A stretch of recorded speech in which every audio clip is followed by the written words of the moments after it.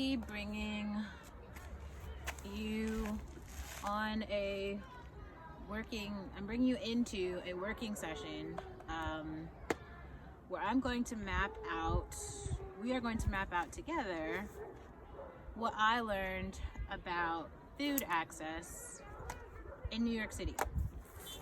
So I wanted to bring my larger notebook set, but it wouldn't fit in the backpack and I had to walk up the hill.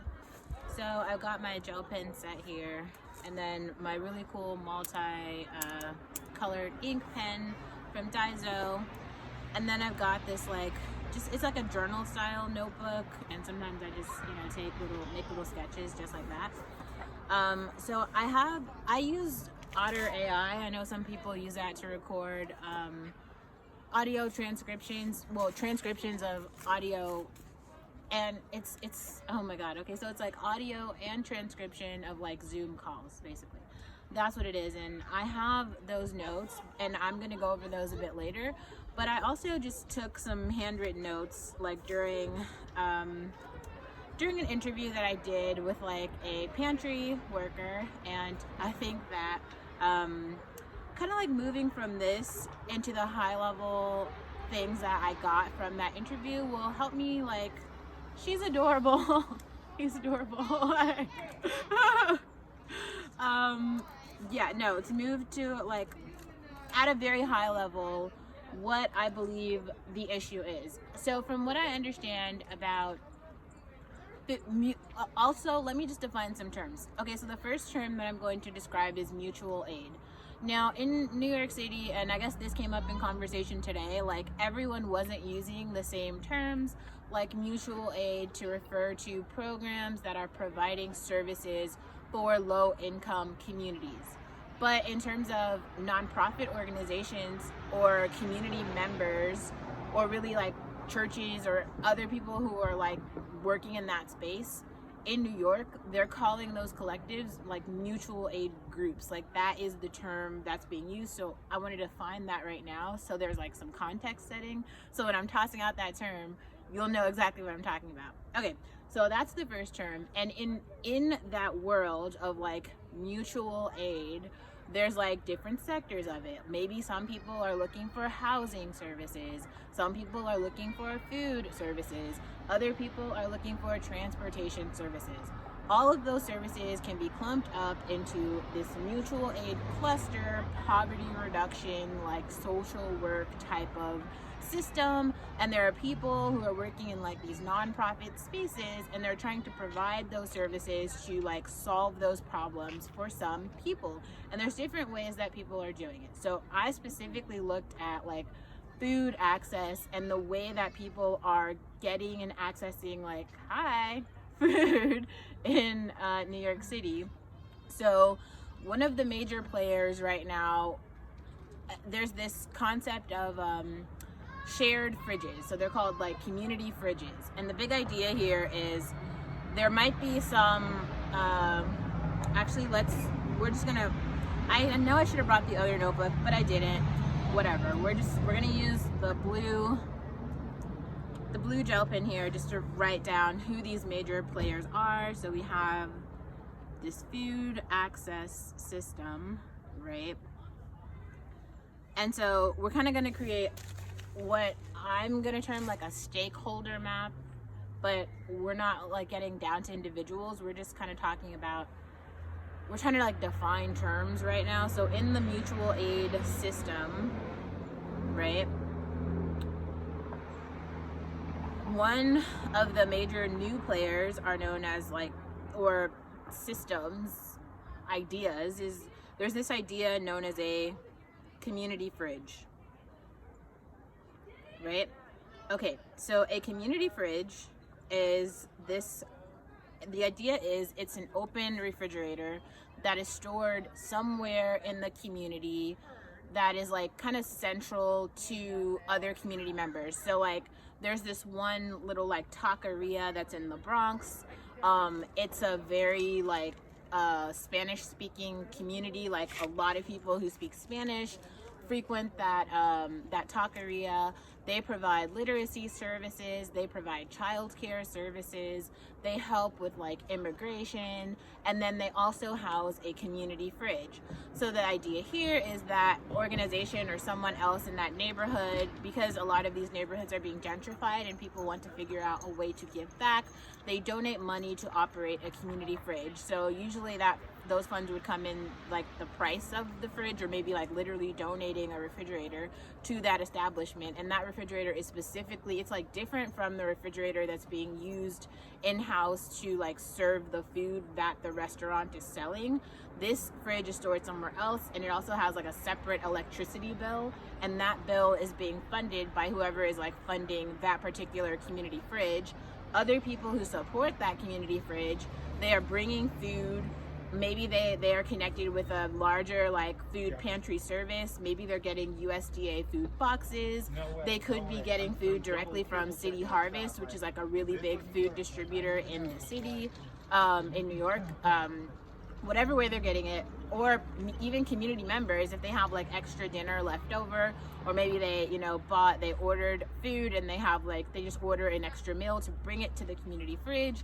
The big idea there is anyone who is in the neighborhood and knows the fridge and is hungry can go to the fridge and just pick out enough food to eat for the night.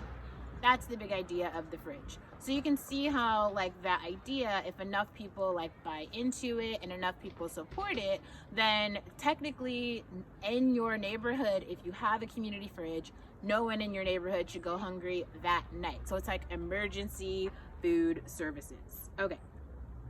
So that is one program, right? Idea. There's like this idea has taken off so much, especially during COVID, that there's like a community fridge map that I think it literally spans the entire city of New York. It's broken down by boroughs, and every single community fridge is like mapped on that grid. So I think City Harvest is the map right now is hosted on the City Harvest website, but that's one player. Okay. So then let's go like one level higher. So one level higher than that is this idea known as a soup kitchen. Okay, so the big idea around a soup kitchen is basically, usually I think soup kitchens started in the church, but maybe they could be somewhere else. Community centers might have soup kitchens. But the big idea with the soup kitchen is that like this kitchen is connected to some higher level like food source. Maybe they have a grant, and that grant is annually, biannually, quarterly, however much money that they have, and they use that money to buy large amounts of food and cook large amounts of food, and certain days out of the week or certain times per day they serve meals like buffet style. So maybe like one soup kitchen might feed 50 people breakfast and dinner 2 days a week on Mondays and Wednesdays, right? That's like one soup kitchen, and that's so you get the meal, you eat it there, you leave. That's what it is. You want a hot meal, you go to a soup kitchen. Okay. Now one level higher than that, there's something known as a pantry. Okay? So a pantry is almost like a grocery store, but you don't pay any money. And so with the Trump administration, I mean, that might be surprising, but they actually started a really great food program. Now this food program delivered food boxes to 50% of New Yorkers. Like, there were so many people who were food insecure in New York City when COVID started that the Trump administration started a food program and a whole budget. I think it was like billions of dollars were invested into this program. And that program basically made these like boxes, distributed boxes to nonprofits who had food pantries. And then those food pantries gave out those individual boxes to community members who utilized the pantry. Okay, so a lot of these pantries are actually run out of churches. So like if there's a church and the church basically wants to feed the people in the community, the church might open what is known as a food pantry, and usually the pantry goes by the name of the church. So if the name of the church is called like St. Lutheran's Church, then the pantry would be known as St. Lutheran's Pantry. But like there's a million St. Lutherans, so it will be like St. Lutherans on 16th Street East, you know, and it's in this particular borough, and it's in this particular on this particular street, and they have a pantry, and maybe that particular pantry gets 3 crates. Now, one crate has 54 boxes on that crate. So if they get 3 crates, you know, it's a little more than, what is it, like 164 or some odd boxes. My math might be awful. I use calculators. Anyway, so they have, you know, that many boxes or whatever. There's 174. What? Anyway, so yeah, they have that many boxes for that day, right? And so each pantry has what's known as a pantry day, which is the day that they actually give out food to clients. And one thing that's important about pantry day is like the day that the food is delivered from the USDA. So like, let's say this day is Tuesday. So on Tuesday, hold on, my thing is about to fly.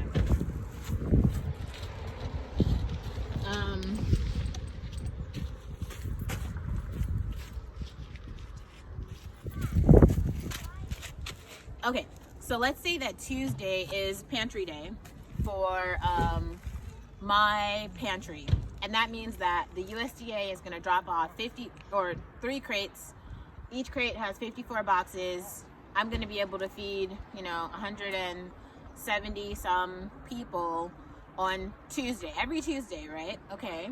So the day that I get if those boxes come to my pantry at 9 a.m., right? And I'm open. So when other people are going to actually come and pick up the boxes, they come at 11. So from 11 a.m. to 1 p.m., that's when I actually distribute the boxes to individuals in the neighborhood, only on Tuesdays. When Tuesdays after 1 o'clock, maybe my entire pantry service, it shuts down at 2 p.m. At 2 p.m., whatever boxes have not been collected, I'm not storing those boxes anywhere. I'm just gonna like give them to another pantry, leave them outside. Typically enough people come to the pantries where this actually isn't a problem, where they have like a ton of food left over. Typically the end of the day comes and there's like literally no box left, or there's like 1 or 2 boxes left.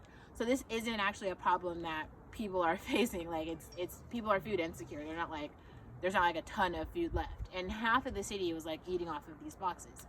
Anyway, so that's one way that the pantries are getting food from the government. There was a problem about 3 weeks ago where when the Biden administration came in, they actually shut down Trump's food distribution program. So then they lost half of the input into this like mutual aid food access pipeline, which was coming from the Trump administration's boxes. And then from what I understand, last week the Biden administration reapproved the program under a new name. So the Biden administration has continued to fund the food box distribution program, which is now back in effect, and they have started to include boxes that abide by certain dietary restrictions. So if you are a pantry who is serving a community that eats halal, then you can request halal boxes that have food that abides by that dietary restriction. Okay, that was kind of complex, but all right. So now we broke down pantries. That's another player. And then you have something else that's kind of known as I think all of these players kind of sit on the same level a little bit.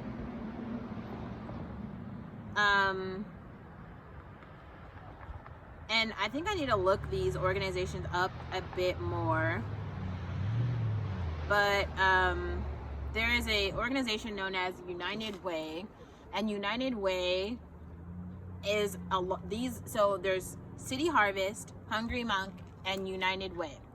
Now these organizations they're bigger than pantries. They collect so much food, and their grants are so large. They're kind of like the Costco of the food access pipeline. So other nonprofits or pantries, they have accounts. Like if I'm the St.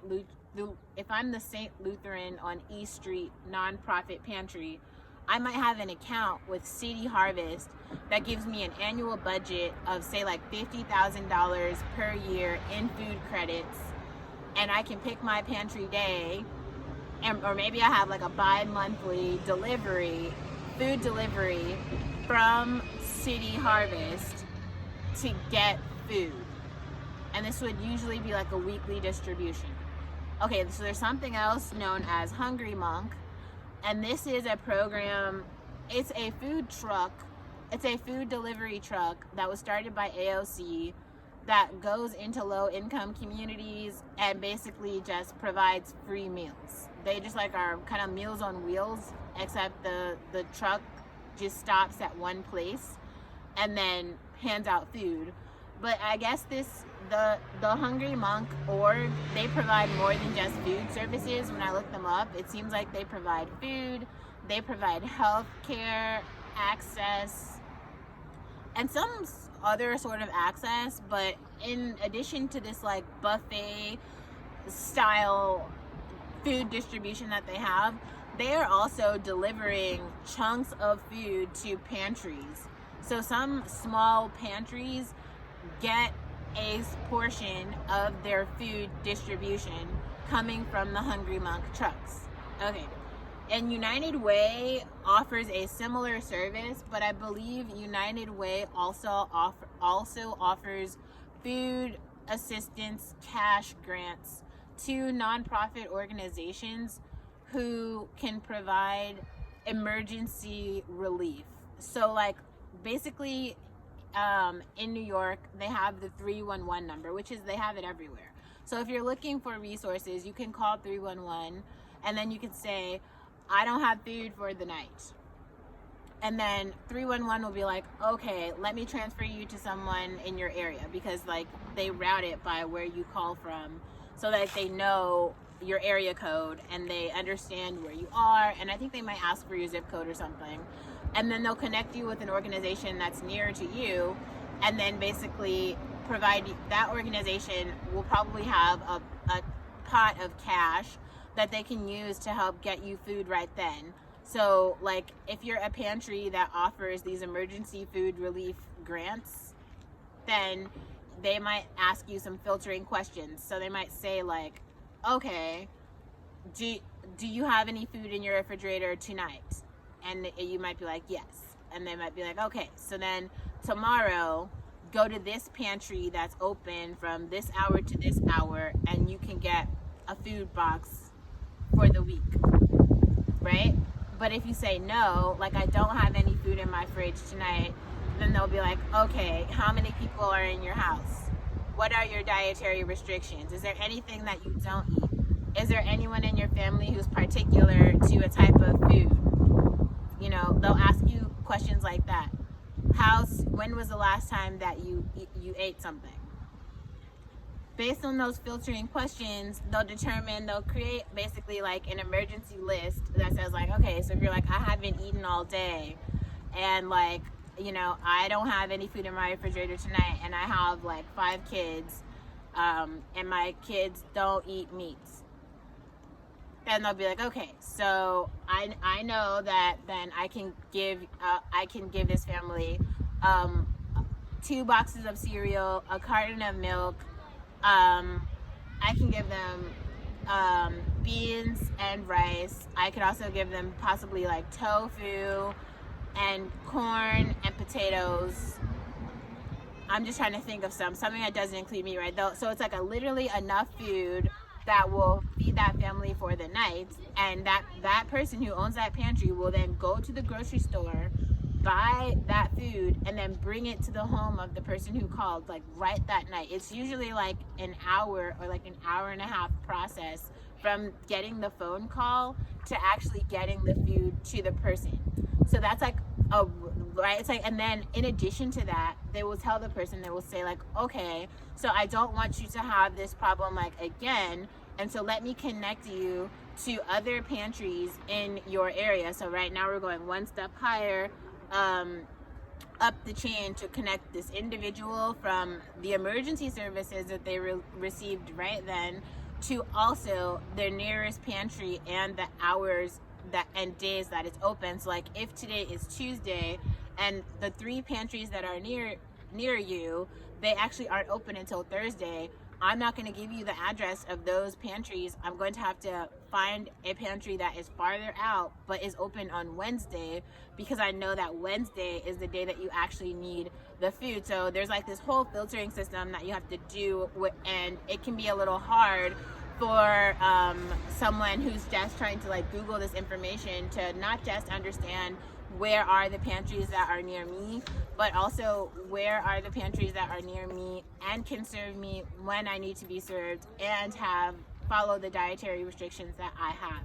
So that's why you actually need the person on that router to direct a person to say, okay, based on all the criteria that you gave me, here's what I would recommend for you. So it's like literally a personalized recommendation for your case. Okay, so in addition to that, you might sound like, that's a ton of information, there's so much going on, how do you parse through that? Are there directories? And the answer is yes. Okay, so I'm gonna pull this up because I also just wanted to share. I reached out to an organization who they have, it's called this like food access pamphlet. And with the food access pamphlet, it gives you even more detailed information around it's called a food registry book, and it's a website called findfoodhungerfreeamerica.org. That's actually the database. So there's I guess the guidebook, it's on www.hungerfreeamerica.org, and there's a neighborhood guide to food assistance. Okay, so I've already looked at this, but it's literally so they have a citywide book, and then they have a neighborhood guide book. I think this is something that to me is so fascinating about New York City, where I think it's like very, very different from other cities, especially like the Bay Area as a city. You can have like when I lived in New York, and I try to tell people this all the time, I don't think I had this like New York experience that you might hear about in like rap songs, right? Because I was living was I in the Upper West Side? And I think I was working in Midtown. That's not like, there are no poor people in those parts of New York. Like, it's not, I don't know, that like nobody, I mean, there was like one homeless guy, John, who like lived in front of the Starbucks, but even everyone knew him. They would just give him, I really don't know. Maybe I'm also tripping and I was just in my own little world, but I personally, I feel like in certain parts of the city, you're not even aware of the poverty, because like the poverty is very clustered.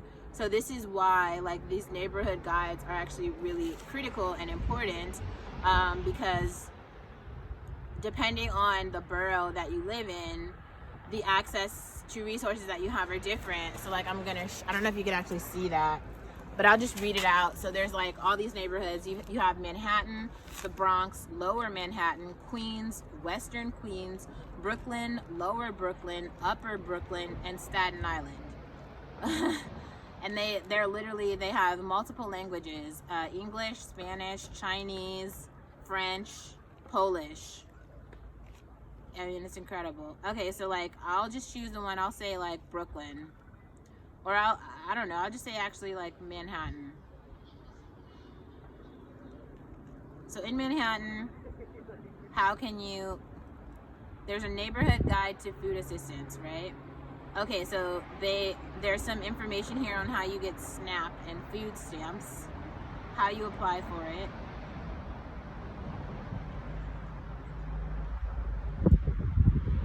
They talk about the monthly income and how much you get.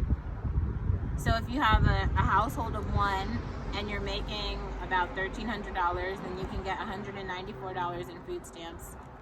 If you have a household size of 2 and you're making at most $1,832, you can get about $355. For a household size of 3, if you make less than like $2,300, you can get about $500 in food stamps. And if you have a household with about 4 people and you're making less than 3, it's $2,700, it's about $2,800, then you can get about $646 in food stamps. It looks like immigrants, I think they do not qualify to receive food stamps. There's some SNAP centers here where you can go in person to apply for benefits. They have some information about the Women, Infants, and Children, the WIC program. They have summer school meals, senior meals, and then here we go. So we have soup kitchens and food pantries. Okay, so they have it divided up here by neighborhoods and zip codes. So there's like Washington Heights, Inwood, right? And it has a food pantry ID. Oh, I'm sorry. It says food pantry. Your ID is required to actually get food. And it says call on Friday to confirm if the pantry will be open. Then another one, like this New York City Love Kitchen. This food pantry is the first, second, and third Thursday of the month from 2 to 3 p.m. Photo ID and proof of address are required for pantry registration. Entrance is at the corner somewhere. There's like a mobile market pantry. Oh, this one's like exclusive. So it's like residents of the Dyckman houses and members of the Dyckman Senior Center only. All food is fresh fruits and vegetables. Families must register to participate, bring proof of address and a photo ID. Oh, that's interesting. So a lot of these have like address restrictions where like you need to prove that you live in the neighborhood in order to receive the food. First come, first serve food pantry. Wednesdays and Saturdays. You have to be registered with the community center and you can book appointments. So they have this app called Plentiful, which is like a pantry registry service where you can like create a profile and I think pre-register with a lot of these pantries. That does take care of like this pre-registration that is required in order to access a pantry. It does not solve the logistics problem that the pantries themselves have to deal with in order to take, for instance, walk-ins. Like many of the pantries are not just like turning people down. What else? Oh, there's one called St. Charles Borromeo Church. It's like call Friday before pickup. So you need to call before you come. So there's something at the hospital. That's interesting. Monday through Sunday at 8:45. Come on time. The distribution is mobile.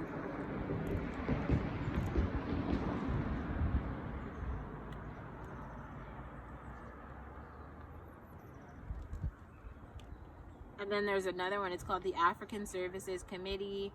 You must have a letterhead referral from an agency to receive a pantry ID card. You can come once per month. Then there's like a Riverside Church food pantry. Only serves the first 60 people. Only serves those who live between 96th and 179th on the west side. Then there's East Harlem over here where, oh, that's interesting. So they give personal care products. A lot of these say you need to call before you come. Bring your own cart and bags. Okay, so they have like an inventory type of system going on. Clients can come once a month. New registrations need to arrive half an hour before the end of the food pantry shift. ID, proof of address, and proof of household composition required. Parenting and early childhood development program, nursing, environmental health, SNAP assistance, immigration consultations, and preventative services available.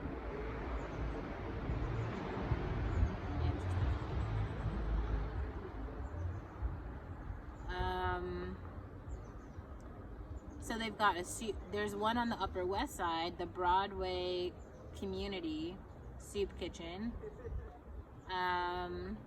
It's an emergency pantry. A referral is required. See Hakeem for the referral. They've got showers, medical services, social services referrals, advocacy, and culinary training. The Grand Central Food Program, mobile soup kitchen. Okay, so yeah, so some of these are like food pantries and soup kitchens, like the Advent Lutheran Church. I mean, it's incredible. Like there's so many. I'm on number 104 right now. I'm actually, it's really surprising that so many people are still going hungry with this many people offering, like, you know, charitable food. Like, there's so much food, it is shocking. So they have another aspect of this document. It's known as like From the Farm.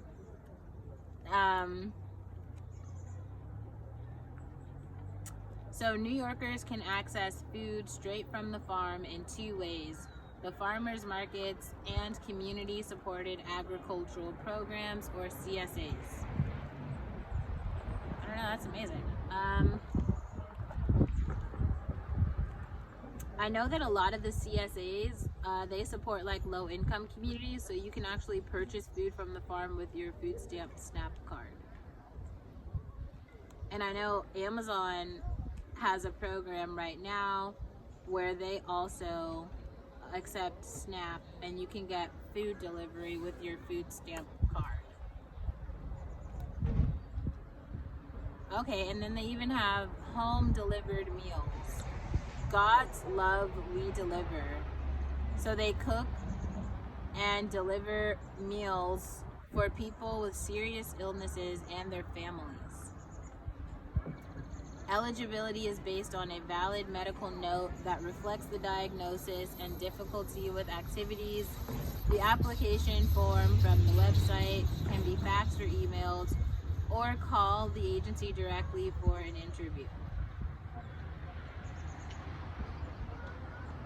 There's also quite a few medical care providers, legal assistance, and emergency numbers. So, yeah, this is really interesting. And this is just one borough. This is just the Manhattan edition. There's also the, so there's something that's kind of interesting about Staten Island, where I guess the Staten Island ferry is the only way you can get to Staten Island. All of the New York City public transportation services don't connect directly to Staten Island. So if you are in Staten Island, you just might be really far from a lot of the other resources or people. So I thought that was interesting. Also, the Western Queens edition is only available in Chinese. And the Upper Brooklyn edition is only available in Polish. So that's fascinating. I'm gonna open Brooklyn just to see. I wonder how different it is. It's about 60 pages as well. I mean, there are so many programs. So many programs. Oh well. So there's also quite a lot of these WIC programs. Senior meals. Food pantries. Okay, they seem to have the same requirements, like you need an ID and address verification.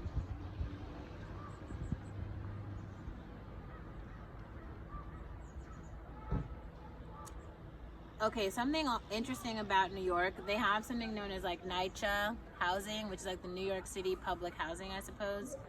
And they have all these like housing communities.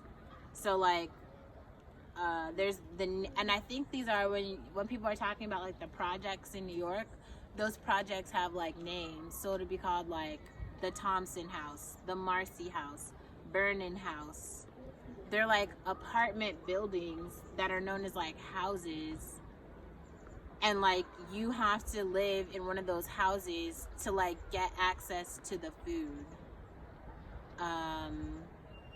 And I guess like some of the churches are directly connected with like the houses, and you have to have like a physical ID in order to use that. It's like you have to register, and on your ID your address has to match the address of the house in order for you to get in. What else have we got?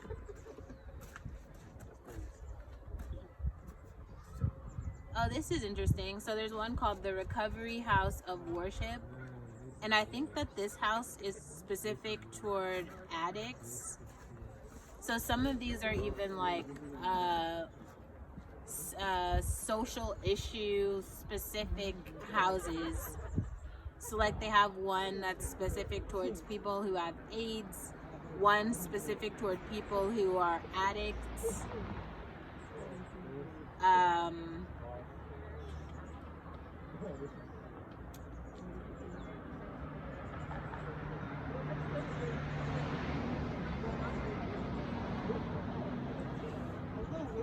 I'm gonna read, so number 59, this is on the Brooklyn edition.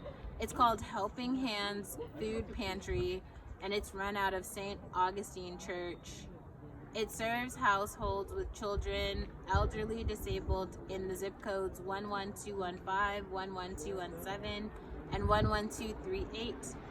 Bags are available every 4 weeks. The size of the bags determined by the number of people in the household.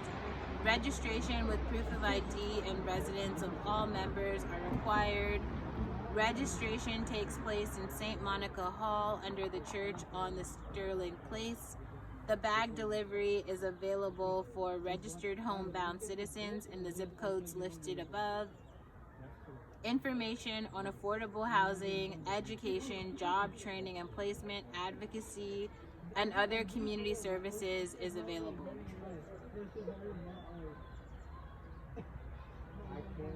Okay, so I guess this is another community. It's called Prospect, Lefferts Gardens, Crown Heights, and Bed-Stuy. And they have like 5 different zip codes here. 11225, 11216, 11221, 11213, 11233. And it looks like everything here is a food pantry, but there's 3 soup kitchens. For it to be such a small place, it's just ridiculous that there's this many services. I mean, this is the second pamphlet, and if I scroll down here, I'm on number, there's like 153 different services, and that's just on the second guide. There's 7 guides, and I already ran through the one on Manhattan, which had 175. So, and like I said before, most of these are operating through churches, so they don't, because they're operating through churches, the churches don't have an operations budget, so they can't actually pay. There's a software service called PantrySoft.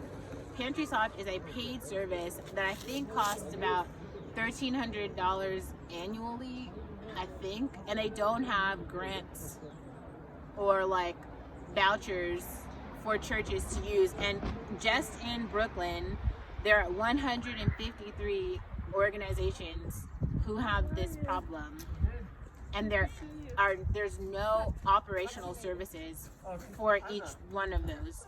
So each one of those is figuring out some way to track their budget and food, where they're getting their food, and who it's going to.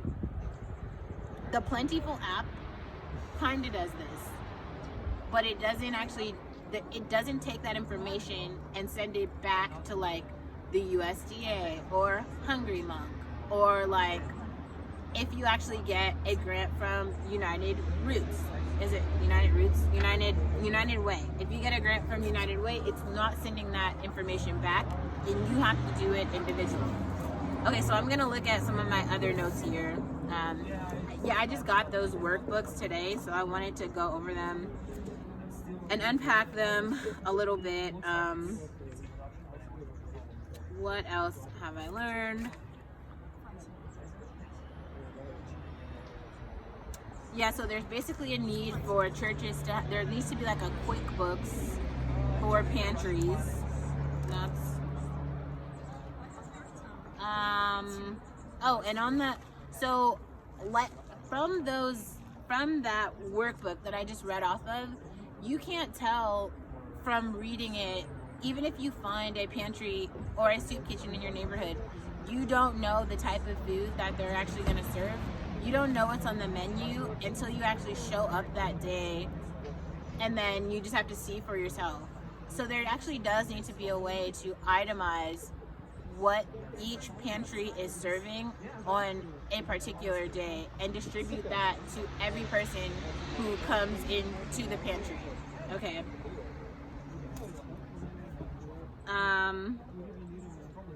Oh, there's another idea that, and maybe actually I'll make another note of this. We're gonna switch pen colors.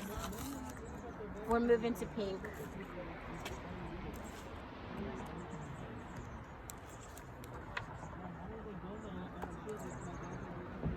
Oh, what was I working on here? Some teacher box orientation.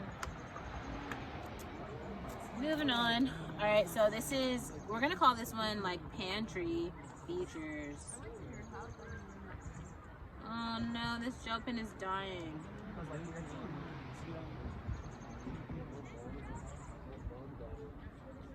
Okay, so we have pantry features. Okay, so we know that, like, depending on, well, okay, so depending on what your zip code is, right? Depending on your zip code and your housing project,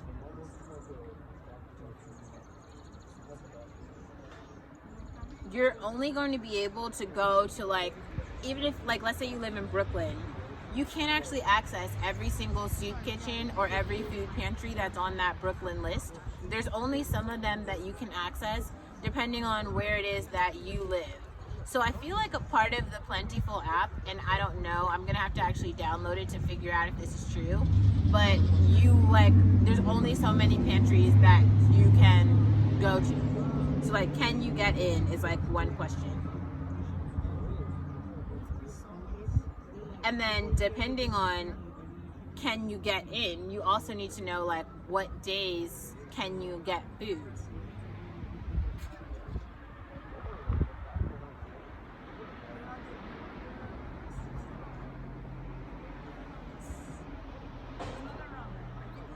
And then even in addition to that, how much food can you walk, when you do walk into the pantry, how much food can you walk out with? So that comes to this idea of, like, itemized food, tokens, and points. So some pantries are advanced enough that they have a point system.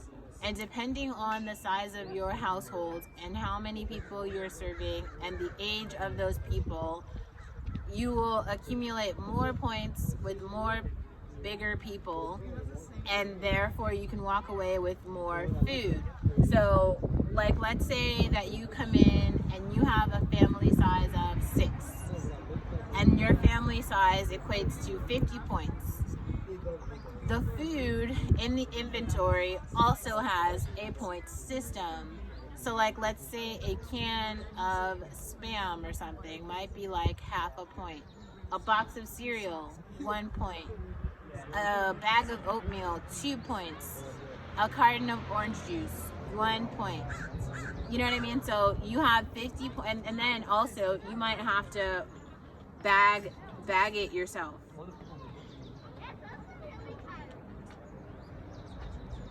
And then you also don't necessarily know, because, like I said, that USDA food box program, it just got reinstated like last week, but the week before that it was shut down for like 3 weeks. So you don't know if food boxes are actually going to be available at that pantry, and if there are, then you could walk out with a box and pantry buffet selections, and those are like different. Like you might if the pantry actually has the food boxes and the point system, then you might have to bring your own bag, collect enough food to redeem your points, and walk out with a box and enough for the pantry. So but you actually don't know that until you get there, because you don't know what the food distribution actually looks like until you get there. Okay, like what else?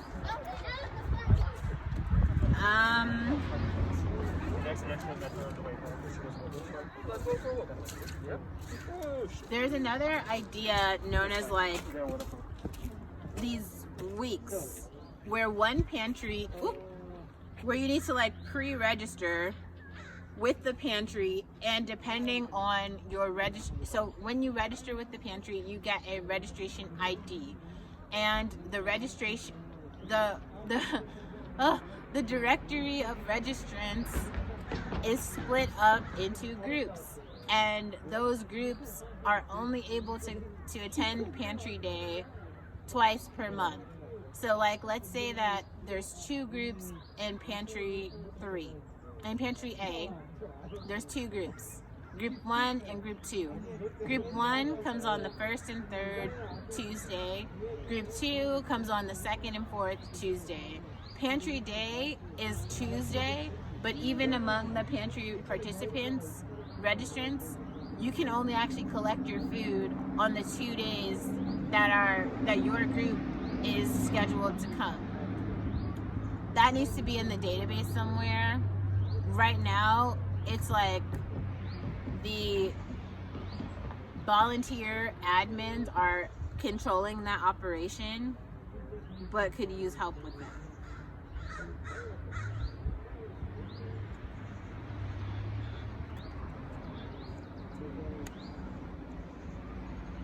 I talked a bit about PantrySoft, but PantrySoft has inventory software so that you actually scan, just like at a supermarket with a receipt, what's being purchased, how many points it sold for or whatever, and who bought it and when.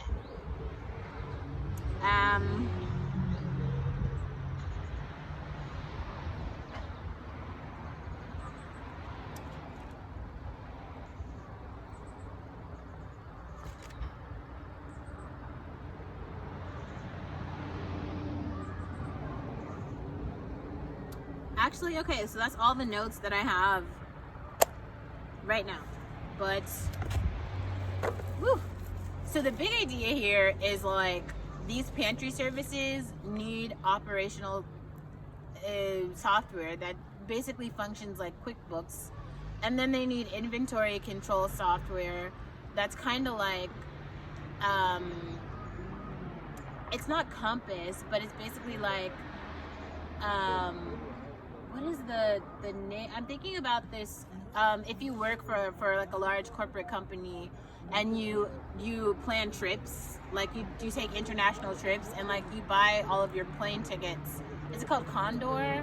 I think it's Salesforce software. It might be called Condor. I can't remember. But yeah, you buy all of your like plane tickets, your hotel reservations, like your concierge services, all that. You like charge it on this app to the company, and they basically need that type of service for like inventory management and selection of food coming from orgs like City Harvest, and then going down to like individual non-profit pantries like St. John's.